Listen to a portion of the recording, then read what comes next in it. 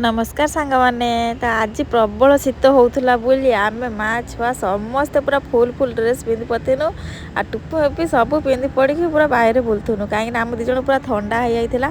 तो ये माँ आउ मौसी निपानिपी करुले जेहेतु आमर अणसुदिया अच्छी पूरा कांथ बांध सबू निपा जीव आमर तो पूरा माटी कांथ। तो मौसी माँ ये दीज हसी हसिकी निपुचती कहीं शीतर जो मजा लगुच निपियापाई पूरा हाथ पूरा बरफ हो जाऊँगी।